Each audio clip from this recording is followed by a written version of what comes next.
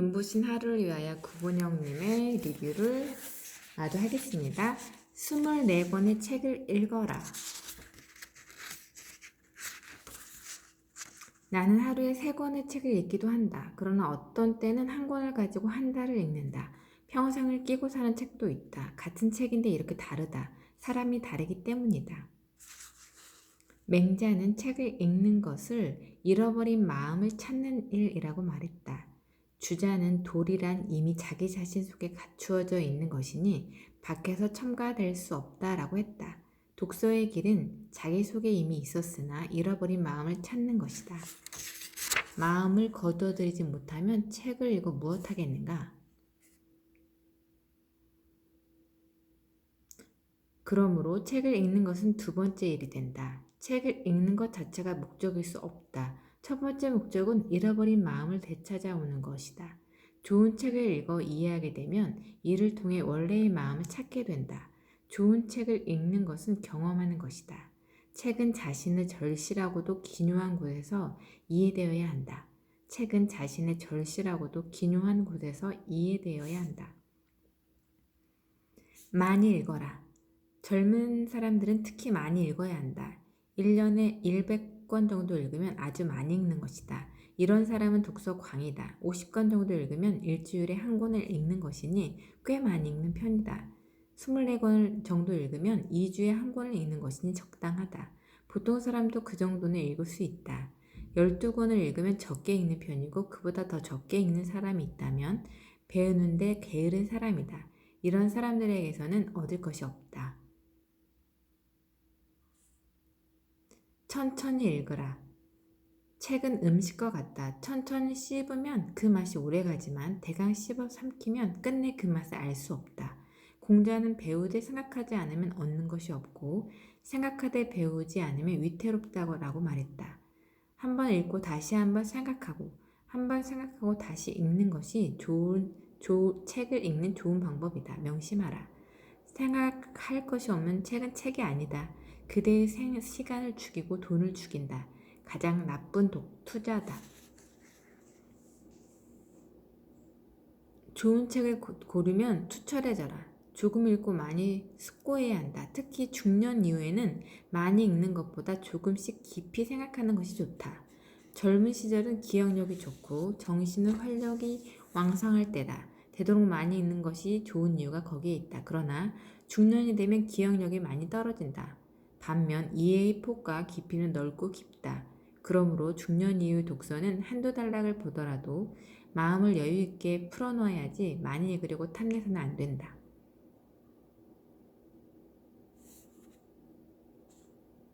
좋은 책을 읽을 때는 반드시 그 속에 들어가 한바탕 맹렬히 뒤섞여야 한다. 글을 볼 때 이해한 곳이 다시 읽어나가면 더욱 오묘해진다. 작가의 언어는 꽃밭과 같다. 멀리서 바라보면 모두 좋게 보이지만 분명하게 좋은 것은 가까이 다가가서 봐야 보인다. 공부는 자세히 보는 것이다. 책을 읽는 것에 지름길은 없다. 지름길은 사람을 속이는 깊은 구덩이다. 껍질을 벗겨야 살이 보이고 살을 한 겹 다시 벗겨내야 비로소 뼈가 보인다. 뼈를 깎아내야 비로소 골수가 보인다. 책을 읽을 때는 마음을 비우고 자신에게 절실해야 한다. 마음을 비운다는 것은 한 걸음 물러나 생각하는 것이다. 한 걸음 물러난다는 것은 공부하며 느껴보지 못한 사람들에게는 설명하기 어렵다. 사람들은 책을 볼 때 먼저 자신의 생각을 세우고 저자의 말을 끌어다가 자신의 생각에 맞추어 넣는다. 이것은 저자를 읽는 것이 아니라 다만 자신의 생각을 밀어넓히는 것이다. 한 걸음 물러난다는 것은 스스로 생각을 지어내지 말고 저자의 말을 앞에 놓고 그들의 생각이 어디로 향하는지 보는 것이다. 자신의 생각을 저자의 뜻에 꿰어 맞추지 말고 저자의 뜻을 붙잡으려 해야 한다. 저자의 생각을 알면 크게 진보할 수 있다. 이것이 자기를 없애고 마음을 비운다는 뜻이다. 체득하여 실천하라. 사물에 따라 사물을 보라. 자기를 통해 사물을 보지 말라. 약을 조제하는 것은 병을 치료하기 위해서다. 약을 보기만 해서는 효용을 볼 수 없다. 책도 그렇다. 글을 보기만 해서는 안 된다. 이해한 것을 몸으로 체득한다면 이해하기도 쉽고 실천하기도 쉽다. 그림을 그리는 것과 같다. 화국은 자신이 그린 그림을 알고 있다. 다른 사람의 그림 속의 실제 인물을 모르기 때문에 그림에 의지할 수밖에 없다. 그러나 그림이 곧 그 사람일 수는 없다. 이해한다는 것과 체득한다는 것은 이렇게 다르다. 책을 읽는 것은 저자와 함께하는 여행이다. 마치 붉고 정정한 적송들이 질비한 오솔길을 산책하는 듯하고 대숲이 우거진 암자에 앉아 바람을 쐬는 것 같다. 천천히 책 속으로 걸어 들어가면 상쾌하고 시원하다. 그것은 깊은 여행이다. 그와 나 혹은 그녀와 나만은 매우 은밀하고 비밀스러운 여행이다. 여행이 그 정도는 되어야 함께했다 할 수 있을 것이다. 놀지 않으면 창조할 수 없다.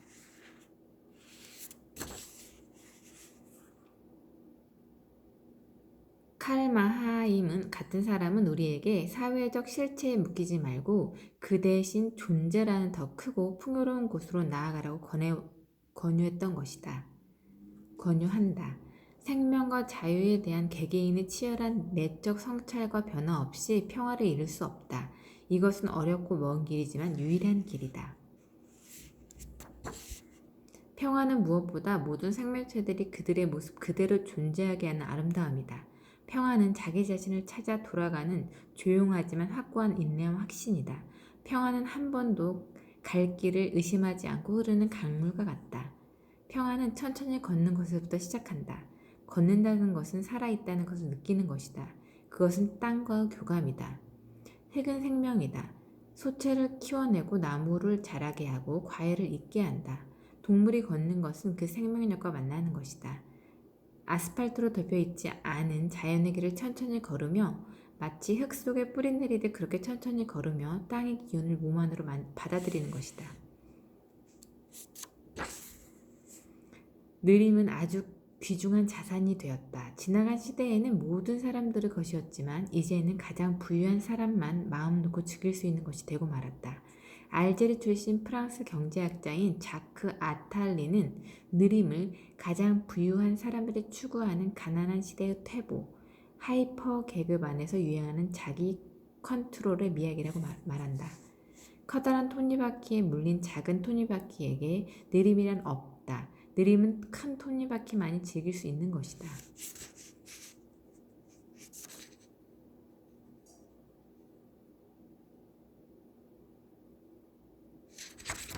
짧은 휴가밖에 가질 수 없는 사람들에게는 느림은 너무도 멀리 있다. 천천히 걷는다는 것은 가난한 사람도 느림의 혜택을 즐길 수 있게 하는 거의 유일한 현실적 방법이다. 이것 또한 쉬운 일이 아니다. 그래서 몇 가지 방법을 터득할 필요가 있다. 방법이라기보다는 정신적 자세가 중요하다.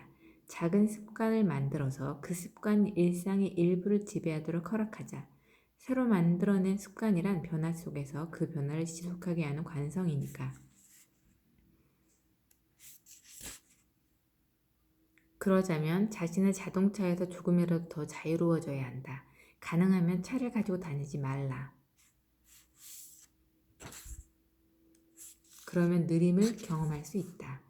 산은 운동도 피크닉 대상도 아니다. 산은 산 그대로다. 거대하고 육중한 생명 그 자체, 바로 자연인 것이다. 산에 가는 것은 자연 속으로 들어가는 것이다. 그리하여 자연이 되는 것이다. 오솔길을 돌아 그 푸른 숲속으로 들며 푸르름의 일부가 되어 묻히는 것이 산에 드는 법이다. 돌아오는 길에 몸과 마음에 그 푸른 산 내음을 조금 담아가지고 속세로 나오는 것이 바로 산행이다. 다친 늑대가 호젓한 곳에서 상처를 치료하듯 우리도 바스러진 마음을 들고 들어가 잠시 호젓한 곳에서 그 푸르름으로 적셔 나오는 곳이 바로 산인 것이다. 어디를 걷든 걸을 때는 걱정거리를 놓아두고 가라. 고민은 책상과 서류 위에, 돈을 내라는 고지서는 탁상 어디엔가 놓아두고 밖으로 나아 걸어라. 며칠 안에 질 것이지만 오늘 피어있는 꽃은 아름다움을 절정해서 자신을 움츠리지 않는다. 감사하라. 그대가 이 세상에 있음에 대해. 오늘 세상을 등져야 하는 많은 사람들에게 오늘은 무엇과도 바꿀 수 없는 특별한 날임을 또한 생각하라.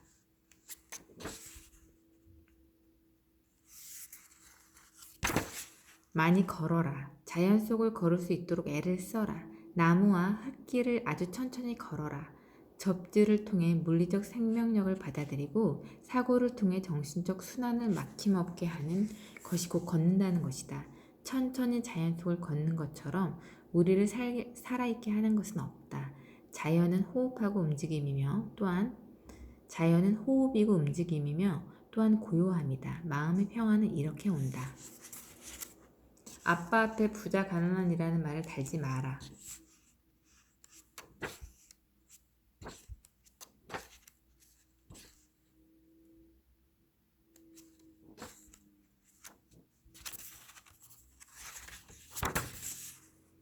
지금은 사람이 진정한 경쟁력이 원천이 되었다. 사람은 마음을 얻지 못하면 실패한 경영이다. 경영은 등을 두드려주고 안아주고 키스해주는 것이다. 그리하여 구성원들에게 열광하고 의미를 찾을 수 있는 흥미진진한 장소를 제공해주는 것이다. 그들이 서로에게 자신이 가지지 못한 재능을 나눌 수 있는 동료라는 신뢰를 쌓게 되며 누구와도 싸울 만하다. 싸움은 대부분 싸우기 전에 승패가 결정된다. 여러 사람들이 하나가 된 팀은 이미 승리한 팀이다. 이때 싸움은 단지 승리를 확인시켜주는 과정에 지나지 않는다. 남김없이 쓰고 가는 것이 인생이다.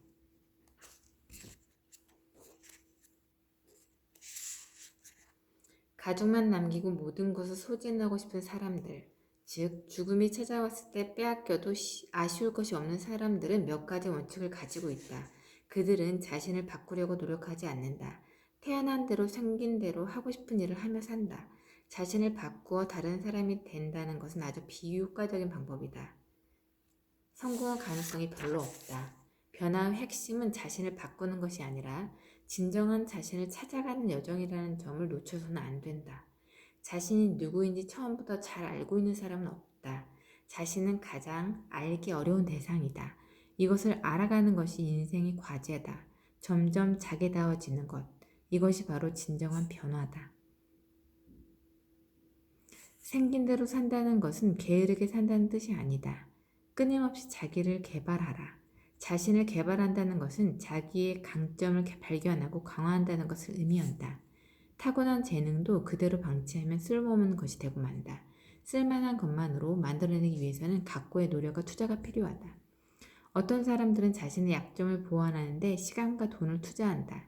이것은 유한한 자원을 현명하게 활용하는 방법이 아니다. 약점을 보완하면 기껏해야 평균적인 사람이 되는 것이고 강점을 강화하면 특정 분야에서 비범한 전문가가 될 가능성이 높다. 자신은 속에 있지만 아직 발현되지 않은 잠재적 역량을 개발하는 것이 그렇지 못한 재능을 개발하는 것보다 훨씬 효과적이다. 노력은 적게 들고 성과는 높기 때문이다. 그러므로 가지고 있는 자원의 70에서 90% 정도는 자신의 강점에 선택적으로 집중 투자해야 한다.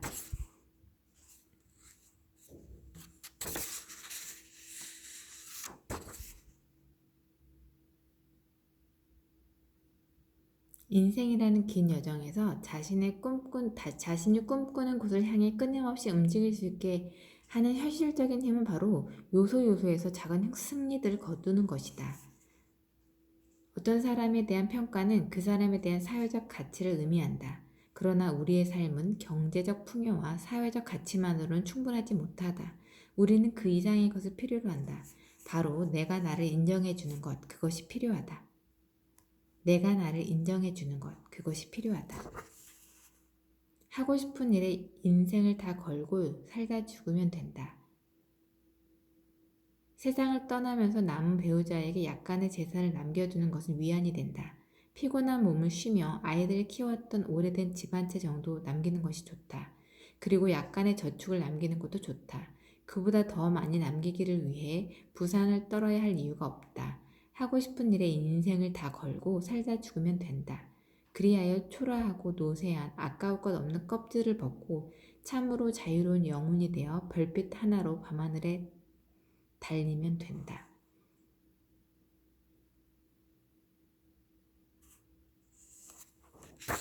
자신이 늙었다고 생각될 때, 그리하여 하염없이 처량하고 무기력해질 때 다음과 같은 몇 가지 충고를 진심으로 따라보는 것도 좋다. 첫째, 학생으로 계속 남아 있어라. 배움을 포기하는 순간 우리는 폭삭 늙기 시작한다. 둘째, 과거를 자랑하지 마라. 옛날 이야기밖에 가진 것이 없을 때 당신은 처량해진다. 삶을 사는 지혜는 지금 가지고 있는 것을 즐기는 것이다. 셋째, 젊은 사람과 경쟁하지 마라. 대신 그들의 성장을 인정하고 그들에게 용기를 주고 그들과 함께 즐겨라. 넷째, 부탁받지 않은 충고는 굳이 하려고 마라. 늙은이의 기우와 잔소리를 오해받는다. 다섯째, 삶을 철학으로 대체하지 마라. 로미오가 한 말을 기억하라. 철학이 줄리엣을 만들 수 없다면 그런 철학은 꺼져버려라. 내가 아주 좋아하는 말 가운데 하나다. 여섯째, 아름다움을 발견하고 즐겨라. 약간의 심미적 추구를 게을리하지 마라. 그림과 음악을 사랑하고 책을 즐기고 자연의 아름다움을 만끽하는 것이 좋다. 일곱째, 늙어가는 것을 불평하지 마라. 가엾어 보인다. 몇 번 들어주다 당신을 피하기 시작할 것이다. 여덟째, 젊은 사람들에게 세상을 다 넘겨주지 마라. 그들에게 다 주는 순간 천덕꾸러기가 될 것이다. 두 딸에게 배신당한 리어 왕처럼 춥고 배고픈 노년을 보내다가 분노 속에 죽게 될 것이다. 아홉째, 죽음에 대해 자주 말하지 마라. 죽음보다 확실한 것은 없다. 인류 역사상 어떤 예외도 없었다. 확실히 오는 것을 일부러 맞으러 갈 필요는 없다. 그때까지는 삶에 탐닉하라. 우리는 살기 위해 여기에 왔다. 감사하며 살 수 있다면 좋은 인생 아닌가? 마지막 순간에 살 한 점 피 한 방울 남기지 않고 달고 다른 뼈와 질긴 가죽 하나 달랑 남기고 새털처럼 가볍게 바람이 날리듯 편안한 비행을 할 수 있으면 참 괜찮은 인생 아닌가? 먼 길을 가야 하는 저승사자도 그 가벼움에 짐을 덜어 고마워할 것이다.